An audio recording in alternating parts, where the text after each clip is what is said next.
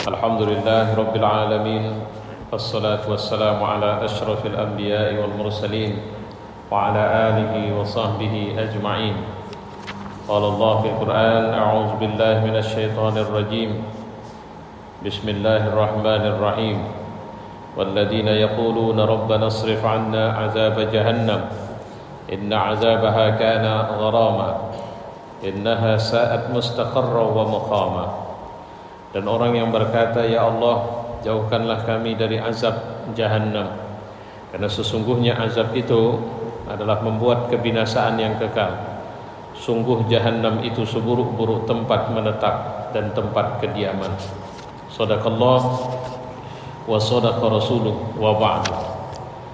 Ayyuhal jamaah, alhamdulillah pada kesempatan ini kita sampai pada pembahasan yang terakhir dari ketika kita mendiskusikan tentang neraka. Bagaimana cara kita bisa membentengi diri dari api neraka. Kemarin kita sudah menjelaskan bahwa neraka ini siksanya lahir batin. Kalau ada orang yang menyiksa atau melakukan penyiksaan di dunia, dia bisa saja melakukan penyiksaan fisik, tapi tidak semua fisiknya. Di neraka semua fisik itu akan disiksa. Bagaimana dia disiksa dari pembakaran, di mana ada orang yang makanannya pun api, perutnya dihancur leburkan, ususnya terpotong-potong. Bagaimana minuman yang dia minum mendidih di dalam perutnya dan kemudian menghancurkan semua persendian ataupun benda organ yang ada dalam perutnya. Kemudian dia dihina, dibuli, dihancurkan, disungkurkan, dipecahkan kepalanya, dan macam-macam lainnya. Menunjukkan tidak ada waktu, bahkan tidak sekedar penghancuran ataupun penyiksaan yang nyaris sempurna, tapi sampai pada tingkat tidak ada istirahatnya. Mereka pernah minta sama Allah kepada malaikat Malik agar mereka dimatikan sajalah, tapi mereka malah dihinakan dengan maut yang selama ini dikenal sebagai kematian itu, ditunjukkan dalam rupa seekor domba dan kemudian disembelih di atas atau di depan mata mereka. Maksudnya tidak ada lagi kematian, karena mati itu sendiri pun sudah mati. Ini penyiksaan yang betul-betul, kalau seorang mengatakan menyesal, maka penyesalan yang tidak ada ujungnya. Seorang yang mengatakan ingin taubat, karena itu bukan tempat bertaubat. Seorang yang mengatakan bahwa, wahai Tuhan kami, berikanlah kesempatan kepada kami untuk bisa balik ke dunia. Dunia adalah masa lalu. Tidak ada waktu, tidak ada satu detik pun diberikan kesempatan untuk balik ke dunia. Allah cuma kasih satu kali kesempatan dalam kehidupan dunia ini, ya satu kali ini saja. Tidak ada waktu yang lain. Kalau hari ini hari Selasa, dengan izin Allah kita bisa sholat subuh di Masjid Al-Musannif, Masya Allah, ini akan tercatat terus sebagai kebajikan yang tidak akan pernah berulang lagi, kecuali kita melakukan amal yang baru di hari Selasa yang ke depan dan seterusnya. Nah jamaah yang mulia, betapa mengerikannya siksa neraka ini. Allah mengajari kita melalui Rasulnya tentunya untuk memintalah kepada Allah dihindarkan dari azab neraka. Salah satu sunnah yang diajarkan kepada kita adalah mengucapkan doa sebelum salam setiap salat kita, khususnya salat wajib. Allahumma inni a'udzubika min azabi jahannam. Ini dibaca kapan? Setelah fil alamina innaka hamidum majid. Sebelum kita salam, maka kita baca doa ini. Allahumma inni a'udzubika min azabi jahannam wa min azabil qabr wa min fitnatil mahya wal mamat wa min syarri fitnatil masiihid dajjal. Kita minta sama Allah dan dikedepankan fitnah jahannam. Fitnah ini apa? Bukan tuduhan. Bukan tuduhan tanpa dasar. Di sini mengarah kepada bukan ujian lagi, tapi bala, bencana yang menggoncang keyakinan mereka Tapi ini menjadi fitnah bagi mereka yang jauh lebih buruk dari fitnah dunia, fitnah hidup dan fitnah mati itu sendiri. Karena kalaupun mereka akhirnya tersadarkan dengan fitnah keimanan ini, mereka tidak bisa memperbaiki keimanan mereka kepada Allah. Karena puncaknya kita sudah pelajari, orang-orang kafir itu akhirnya akan bukan sekedar disiksa, bahkan neraka itu bahan bakarnya adalah mereka sendiri. Na'udzubillahi min dzalik. Nah, sekarang pertanyaannya, bagaimana cara kita untuk bisa membentengi diri dari azab neraka? Yang pertama adalah dengan keimanan. Tentu yang dimaksud keimanan bagaimana ini? Keimanan kepada Allah Subhanahu wa taala. Alladzina yaquluna rabbana innana amanna faghfir lana dzunubana wa qina adzabannar. Siapapun orang-orang beriman, saya pikir tidak aneh kalau kemudian berdoa seperti ini.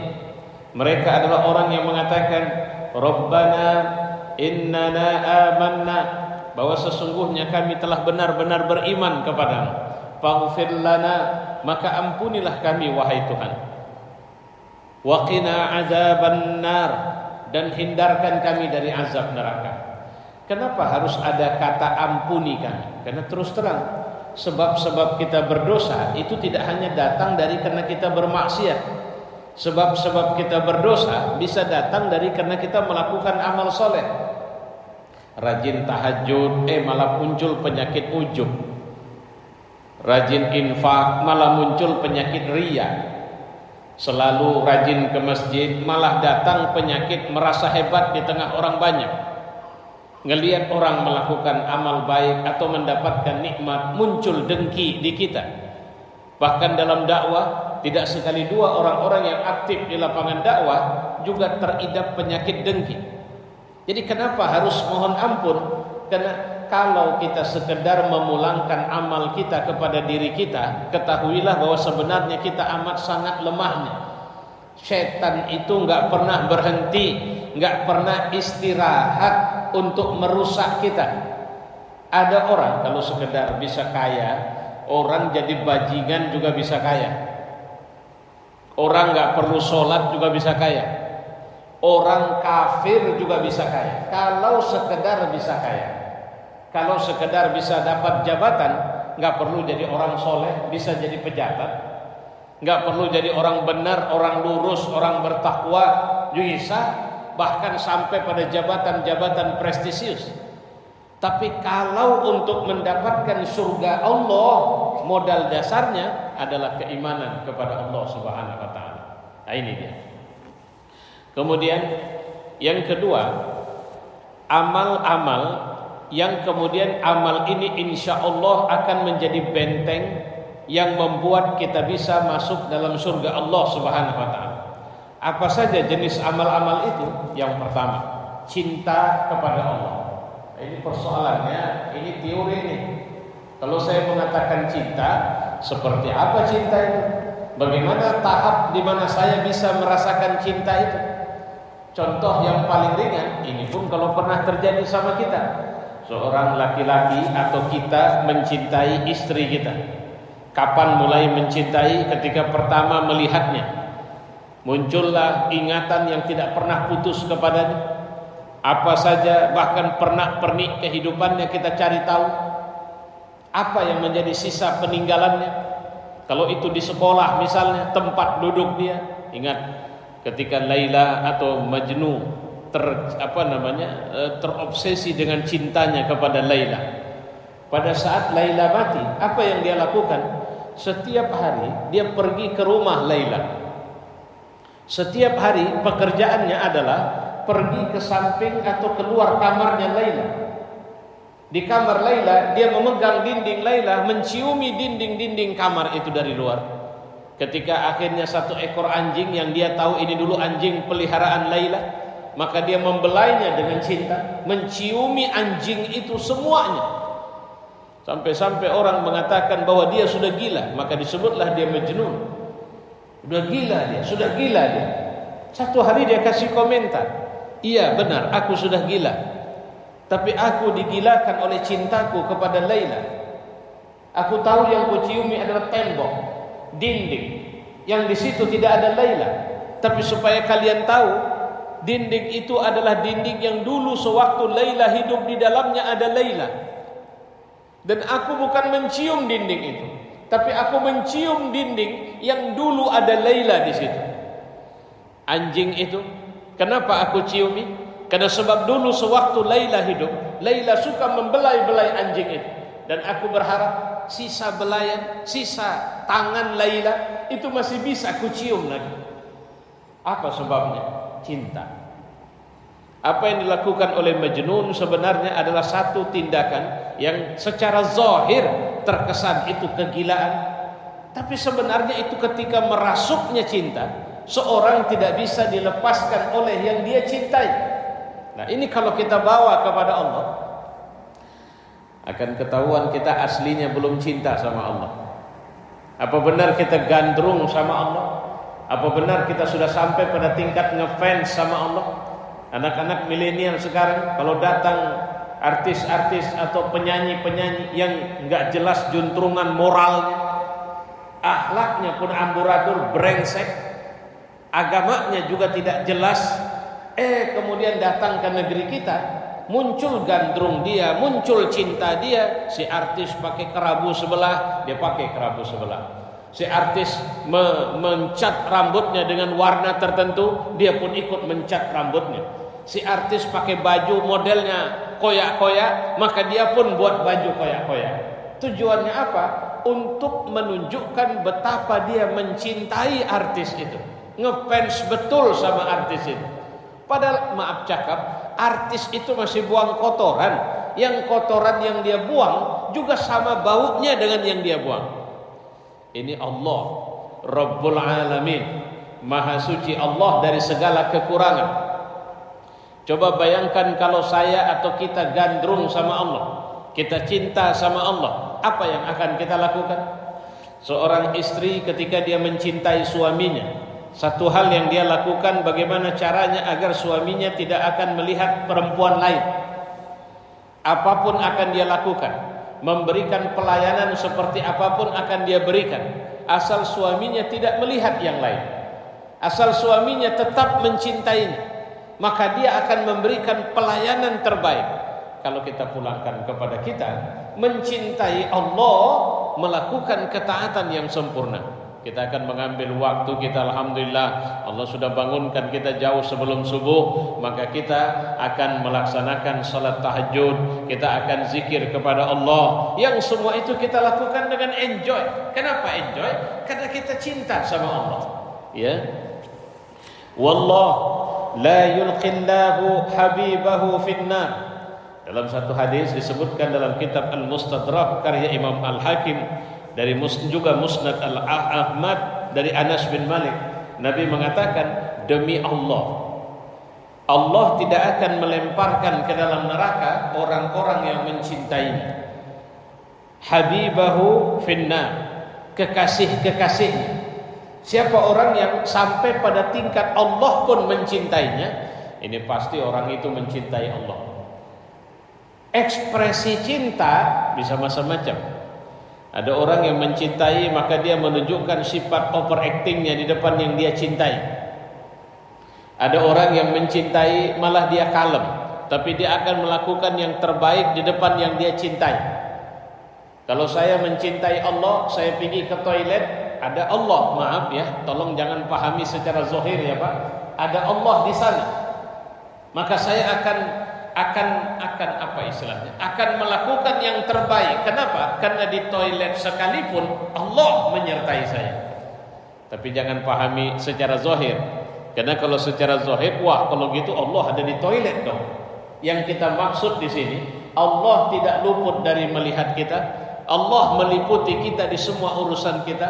Allah dekat kepada kita di semua tempat yang kita berada di situ. Ya, ini yang pertama. Yang kedua, apa amal yang membuat akhirnya kita terbentengi dari api neraka? Puasa. Karena puasa itu junnah. Dalam Syu'abul Iman karya Al-Baihaqi dari Jabir bin Abdullah, Nabi SAW bersabda, Qala Rabbuna Azza wa Jalla, Allah berfirman, "As-siyamu junnah tasjinnu bihal 'abdu minan nar." Puasa itu perisai yang digunakan oleh seorang hamba untuk melindungi dari api neraka. Ini tolong pahami, puasa ini bukan sekedar nahan lapar sama haus. Konsentrasi kita kalau kita mau puasa kita jadi junnah api neraka Allah.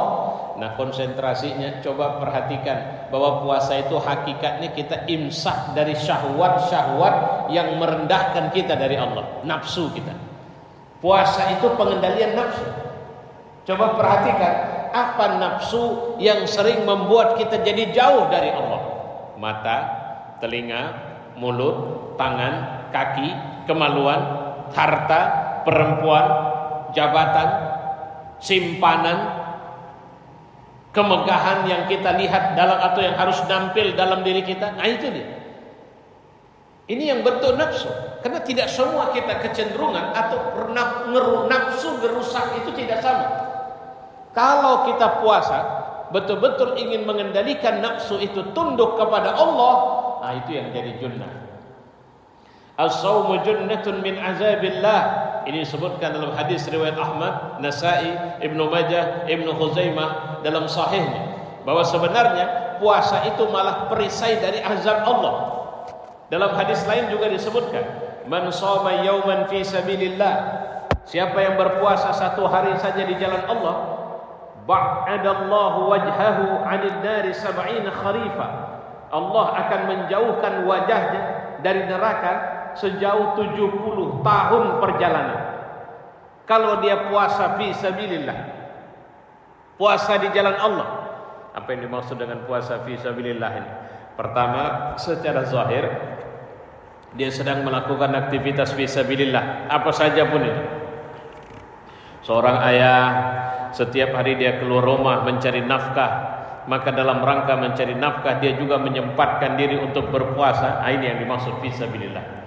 Seorang suami, istri yang tidak pernah mendurhakai suaminya, yang tidak pernah menyalahfungsikan fungsinya sebagai ibu bagi anak-anaknya, maka setiap hari dia melakukan tugas itu terus dan terus, maka itu juga fi sabilillah. Seorang pejuang di jalan Allah, seorang anak pelajar yang belajar. Ya, sekarang kan musim anak-anak tawuran, anak-anak masih culun-culun jadi anak geng.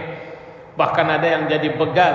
Nah, ternyata dalam situasi syahwatnya masih bergejolak seperti ini, dia melakukan amal yang amalnya itu malah dia berpuasa. Ini fisabilillah.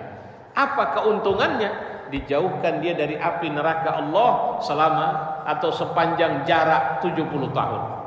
Masya Allah. Kemudian apalagi amal? Ini amal-amal yang masuk kategori amal batin. Takut kepada Allah dan berjihad di jalan Allah. Liwaliman khawafa maqama rabbih jannatan. Disebutkan dalam surat Ar-Rahman, bagi siapa yang mereka takut kepada Allah, kepada makam Allah, kepada kedudukannya Allah, jannatan, bagi mereka ada 2 surga. Dalam satu hadis Rasulullah bersabda, la yalijun nar rajulun baka min khasyatillah. Tidak akan masuk neraka orang yang menangis karena takut kepada Allah, hatta ya'udal laban fid dara, sampai susu bisa kembali ke kantungnya. Mohon maaf, ibu nyusuin anak, susu yang sudah masuk ke mulut anak itu bisa balik lagi ke payudara melalui putingnya. Impossible. Artinya kalau ada orang yang menangisnya takutnya karena takut kepada Allah, itu impossible masuk neraka. Nah, kira-kira begitu. Dan kemudian wala yajtami'u ghubarun fi sabilillah wa dukhanun jahannam. Tidak akan berkumpul debu di jalan Allah dengan asap api neraka. Orang-orang kalau sudah berjihad di jalan Allah, maka dia tergolong orang yang wajib masuk dalam surga Allah dan terhindar dari neraka Allah. Ma barrat qadama 'abdin fi sabilillah fatamassahu an-nar. Tidaklah kedua kaki seorang hamba yang berdebu di jalan Allah akan disentuh oleh api neraka, kata Nabi. Satu hari ketika melepas pasukan yang dipimpin oleh Usamah bin Zaid bin Harithah.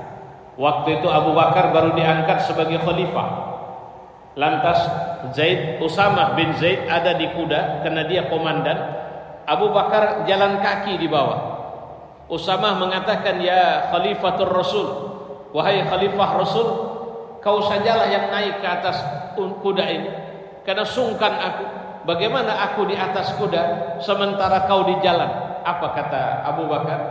Aku akan mengantarkan kalian sampai keluar Madinah, karena aku ingin juga merasakan debunya jihad fisabilillah. Jadi aku bisa jalan ini kena debu. Nah ini kan perjalanan sedang jihad fisabilillah. Baik. Kemudian apalagi yang bisa membentengi kita dari api neraka? Memohon perlindungan kepada Allah dari api neraka. Walladzina yaquluna rabbana asrif 'anna 'adzab jahannam. Disebutkan dalam surah Al-Furqan ayat 65. Orang-orang yang mengatakan, wahai Tuhan, jauhkanlah kami dari azab neraka Jahannam. Inna azabaha kana gharama. Karena azabnya itu adalah kebinasaan yang kekal. Diriwayatkan dengan sanad yang sahih dalam kitab Musnad Ahmad, Sunan Ibnu Majah, Sahih Ibnu Hibban, Mustadrak Al-Hakim dari Anas bin Malik. Man sa'ala rajulun muslimun jannatan salasan. Tidaklah seorang muslim memohon surga kepada Allah sebanyak 3 kali, illa qalatil jannah, kecuali berkatalah jannah, Allahumma adkhilhul jannah. Jadi surga itu pun akan berdoa kepada Allah. Kalau kita bilang, ya Allah, masukkanlah aku ke dalam surga ya Allah, 1 kali. Ya Allah, masukkanlah aku ke dalam surga 2 kali. Ya Allah, masukkanlah aku ke dalam surga ya Allah. Ini surga pun akan mengatakan adkhilhul jannah. Ya Rabb, masukkanlah dia ke dalam surga. Walastajara rajulun muslimullahu minan nari salasan. Dan tidak akan ada atau tidaklah seorang muslim yang berlindung kepada Allah dari api neraka sebanyak 3 kali, illa qalatin nar Allahumma ajirhu minni. Wahai Tuhan, lindungilah dia dari aku. Kalau ada seorang, ya Tuhan, janganlah kau biarkan aku masuk neraka ya Allah. Tapi ini min dakhil qalbi. Harus dari hati kita ini minta. Bukan sambil betulin kuku, atau sambil nengok jam tangan, atau sambil nengok HP. Ya Allah, hindarkan aku dari azab neraka, sambil tengok sana sini. Ya Allah, hindar. Enggak nyambung yang begitu. Yang dimaksud ini memang dia mintanya dari hatinya. Nah, orang yang begini neraka saja pun mengatakan ajirhu minni. Wahai Tuhan, jauhkan dia dari aku, lindungi dia dari aku. Dalam satu hadis disebutkan juga ketika itu yaqulu, ya, Sahih Bukhari Muslim, Abu Hurairah dari Rasulullah SAW tentang para malaikat yang mencari majelis zikir. Nah inilah. Jadi ada malaikat yang disebut dengan malaikat siyahah. Malaikat ini malaikat yang gak pernah berhenti, malaikat yang keliling terus kemana-mana. Nah, salah satu yang mereka berhenti itu kemana? Ke majelis yang seperti ini. Kemudian disebutkan dalam hadis tersebut bahwa Allah bertanya kepada malaikat, dan dia lebih mengetahui akan kondisi hamba-hambanya. Jadi pertanyaan itu bukan Allah gak tahu, tapi Allah tahu nih masing-masing kita ini kebutuhannya apa, Allah tahu ini. Ya. Famimma ta'awwazun. Apa sebenarnya, kepada apa, dari apa mereka berlindung? Minan nar, kata malaikat. Mereka berlindung kepadamu dari neraka. Wa hal ra'auha, apa mereka pernah lihat neraka? La, wallahu ya Rabb ma ra'auha. Tidak ya Allah, mereka belum pernah melihat. Fakaifa law ra'auha, bagaimana kalau mereka melihatnya? Kata Allah, law ra'auha kanu ashadda minha firaran wa ashadda laha makhafah. Kalau mereka melihat neraka ya Allah, maka mereka pasti akan semakin berupaya menghindarkannya dan pasti akan semakin takut kepadanya. Maka Allah mengatakan, fa ushidukum anni qad ghafartu lahum. Nah sekarang kalau begitu, saksikan aku ampuni mereka semua. Nah, ini salah satu keuntungan kita ngadiri majelis-majelis begini, Pak. Rugi sebenarnya kita Ya, kalau tadi misalnya kita sudah sholat subuh berjamaah, sebagian saudara kita di luar pulang, ya kita berbaik sangkalah. Mereka punya kesibukan yang bukan tidak mungkin, itu jauh lebih penting dari duduk mendengarkan majelis ilmu. Tapi kalau pulangnya nggak punya kesibukan, karena memang malas saja mendengarkan majelis ilmu, ya rugi, nggak dapat keuntungan ini. Allah tahu ini, itu ngapain mereka? Mereka berlindung dari neraka, ya Allah. Apa pernah lihat neraka? Enggak pernah, ya Allah. Kalau ngelihat gimana? Ya pasti mereka akan sangat menghindar dan pasti mereka akan sangat takut dengan kondisi neraka. Ingat pelajaran kita yang lalu ini. Nah, sekarang malaikat sekalian saksikan, itu mereka yang sedang mengaji itu, aku ampunkan semua dosanya. Kalau sudah Allah ampunkan, itu artinya insya Allah kita terhindar dari azab neraka. Nah Bapak Ibu saudara-saudara, Masya Allah, inilah pelajaran terakhir dari cerita tentang neraka. Nanti selanjutnya kita akan mendiskusikan, ini yang enak-enak ya, cerita tentang surga. Bagaimana masuk surga? Salah satunya yang pasti, kalau ada orang yang usianya sudah tua, lanjut usia, pasti nggak masuk surga.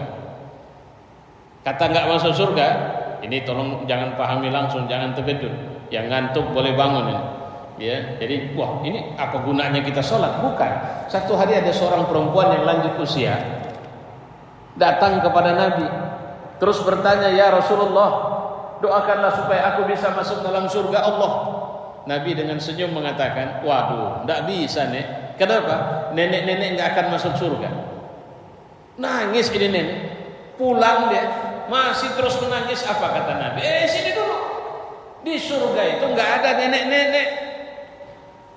Semua orang kembali dalam usia mudanya. Nggak